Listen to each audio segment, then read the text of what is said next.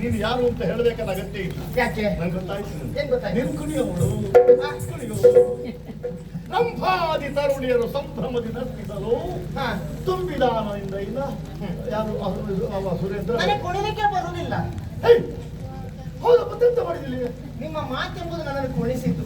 ಹೌದಾ? ಹೌದು. ನಾನು ಒಂದು ಸಲ ರಂಭಾದಿಗಳಲ್ಲಿ ಯಾರೋ ಒಬ್ಬರಾಗಿರ್ಬೇಕು ಅಂತ ಊಹಿಸಿದೆ. ಹೌದು. ಅಲ್ಲಿ ಅವಳಲ್ಲಾಗತ್ತೆ.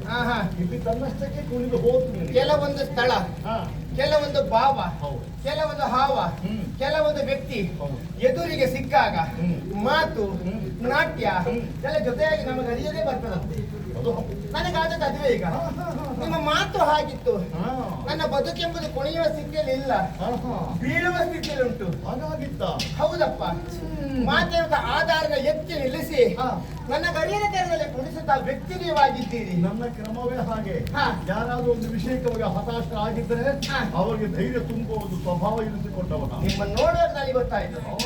ಆ ಸ್ವಭಾವ ನಿಮ್ಮಲ್ಲಿರುವಾಗ ತನ್ನ ಗರಿಯದ ನೀವು ಮೇಲೆ ಹೋಗ್ತೀರಂತೆ ಅಲ್ವಾ? ನನ್ನ ಪರಿಚಯ ಕೇಳ್ತಾ ಇದ್ದೀರಿ. ಎಲ್ಲಿಯವಳಪ್ಪ? ಮಾಳವದ ದೊರೆ. ಮಾಳವ? ಹೌದು. ಬಹಳ ದೂರ ಇರಬೇಕು. ಬಹಳ ದೂರ. ಯಾಕಂದ್ರೆ ನಾವು ಹೊರಗಿನ ದೇಶಗಳ ಬಗ್ಗೆ ಯೋಚಿಸುವುದೇ ಇಲ್ಲ ಅಲ್ವಾ? ನಮ್ಮ ದೇಶದೊಳಗೆ ಹಲವು ರೀತಿಯ ಸಮಸ್ಯೆಗಳು, ಅದನ್ನೇ ನಿಭಾಯಿಸಿಕೊಳ್ಳುವುದಕ್ಕೆ ಸಮಸ್ಯೆ ಆಗ್ತದೆ. ನಮ್ಮ ಮಣ್ಣು ನಮಗೆ ದೇವರು ಅಲ್ವಾ? ಪರರ ಮಣ್ಣು ನಮಗೆ ಬೇಡ, ಅಗತ್ಯ ಇಲ್ಲ ಅಲ್ವಾ? ಹಾಗಂತ ಹೇಳಿ ಪರರು ಭಕ್ತಿಯಿಂದ ನಮ್ಮಲ್ಲಿ ಬಂದಾಗ, ನಮ್ಮ ಮಣ್ಣಿನ ರುಚಿಯಿಂದ ಅವರು ಗೌರವ ಕೊಟ್ಟಾಗ ಅವರಿಗೆ ಸತ್ಕಾರ ನಾವು ಮಾಡಬಹುದಷ್ಟೇ. ಅಂದರೆ ನಾನು ಮಾಡುವ ದೊರೆಯಂತಹ ವಿಜಯವರ್ಮನ ಮಗಳು. ವಿಜಯವರ್ಮ? ಹೌದು. ಅವರ ಮಗಳು? ಹೌದು. ಅವರ ಮಗಳು ನೀನು? ಹೌದು. ನಿನಗೆ ಅವರು ಅಪ್ಪ? ನನ್ನ ಹೆಸರು ಮಾಧುರಿ ಎಂಬುದಾಗಿ. ಮಾಧುರಿ? ಹೌದು. ಏನು ಮಾಧುರಿ ಅವರ ಪ್ರಯಾಣ ಈ ಊರಿಗೆ? ಅರಮನೆಯಲ್ಲಿ ಸಂತಸದಿಂದ ಇರುವಂತಹ ಸಂದರ್ಭ ನಮ್ಮ ನಾಡಿಗೆ ವಿರೋಧಿಗಳ ದಾಳಿ ಆಯಿತು. ಪ್ರಜೆಗಳೆಲ್ಲ ದಿಕ್ಕು ಕಾಣದೆ ಓಡಿ ಹೋದರು. ತಂದೆ ತಾಯಿ ಬಂಧು ಬಳಗ ಈ ಲೋಕದ ಯಾತ್ರೆಯನ್ನೇ ಮುಗಿಸಿ ಬಿಟ್ಟರು. ಎಲ್ಲವನ್ನು ಕಳೆದುಕೊಂಡಂತಹ ನಾನು ವಿರೋಧಿಗಳ ಕೈಗೆ ಸಿಕ್ಕದ ಹೋದಂತಾದ್ರೆ ಈ ಹೆಣ್ಣನ್ನು ಹಣ್ಣಿನ ಹಾಗೆ ಹಂಚಿ ತಿಂದಾಗಿ ಎನ್ನುವಂತಹ ಉದ್ದೇಶದಿಂದ ಹೌದಪ್ಪ ಹೆಣ್ಣೊಬ್ಬಳ ಮಧ್ಯರಾತ್ರಿ ಧೈರ್ಯದಿಂದ ಓಡಾಡಬೇಕಂತಿದ್ರೆ ನಿಮ್ಮಂತವ್ರು ಆರಾಡಬೇಕಾಗ್ತದೆ ಅಂತ ಅನಿಸಿಕೆ ನನ್ನ. ಅವರಲ್ಲಿ ಮಧ್ಯರಾತ್ರಿಯಲ್ಲಿ ಹೆಣ್ಣು ಮಕ್ಕಳು ತಿರುಗುವ ಅಲ್ವಾ? ಗ್ರಾಮ ಅಲ್ಲ, ಧೈರ್ಯದಲ್ಲಿ ಹೋಗಬೇಕಂತಿದ್ದಾರೆ. ಮಧ್ಯರಾತ್ರಿಯೂ ಧೈರ್ಯದಲ್ಲಿ ಹೋಗಬಹುದು. ನಿಮ್ಮಂತಹ ಪರಾಕ್ರಮಿಗಳು ಬೇಕು. ನಮ್ಮಂತವರಿದ್ದಾರೆ. ಅವರಿಗೆ ಹೆದರಿ ಓಡಿ ಬಂದಿದ್ದೇನೆ. ಈ ಪರಾಕ್ರಮಿಯನ್ನು ಕಂಡಾಗ ನನ್ನ ಮನ ಹೇಳ್ತಾ ಉಂಟು, ಆಶ್ರಯ ಕೊಡುದಿದ್ರೆ ಆಶ್ರಯದಾತ ನೀವು ಎಂಬುದಾಗಿ. ನಿನಗೆ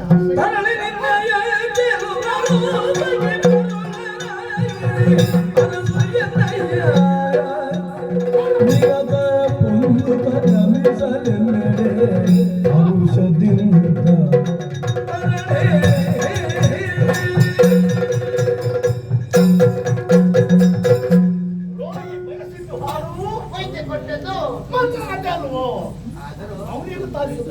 ಒಟ್ಟಂತರ ಹೆಚ್ಚು ಬಿಡಿ ಬರ್ತದೆ. ಆಹಾ. ಶೀತ ಕಫ ಒಟ್ಟಿಗೆ ಆಗ್ತದೆ. ಎಷ್ಟು ಬೇಕು ಅಷ್ಟು ಗೊತ್ತಾರೆ. ಹೌದು. ಒಂದು ರೋಗ ಗುಣ ಅಂತ ಇದೆ. ಹೌದು. ರೋಗ ಬಿಡುವಾಸಿ ಅಲ್ಲ ಇದು. ಈ ಹೊತ್ತಿನಲ್ಲಿ ನಾನು ಏನೋ ಆಲೋಚನೆ ಮಾಡಿಕೊಂಡು ಈ ಕಡೆಗೆ ಬಂದದ್ದು. ಹಾ. ಅದು ಈ ಹೊತ್ತಿನಲ್ಲಿ ನಿಮ್ಮ ಯೋಜನೆ ಅಡಿಮೇಲಾಯ್ತಾ? ಅದು ಈಡೇರಲು ಬರ್ತದೋ ಇಲ್ಲವೋ ಅಂತ ಹಾ. ಒಂದು ರೀತಿಯಾಗಿ ಅದನ್ನು ತಿಳಿಯುವ ಕುತೂಹಲ ತವಕದಲ್ಲಿ ಬಂದವರು. ಹಾ.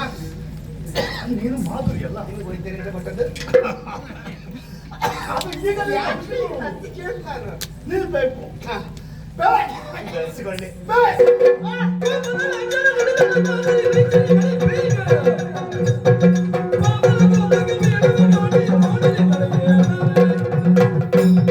ಅಲ್ಲೆಲ್ಲೂ ಹೋಗಬೇಡ. ನಿನಗೆ ರಕ್ಷಣೆ, ಪೂರ್ಣ ರೀತಿಯ ರಕ್ಷಣೆ ಈಗ ಒಲಿದು ಬಾ. ನನ್ನನ್ನು ಬಯಸಿದ ನಿಮ್ಮ ಪಾಲಿಗೆ ಕಷ್ಟ ಬರ್ತದೆ.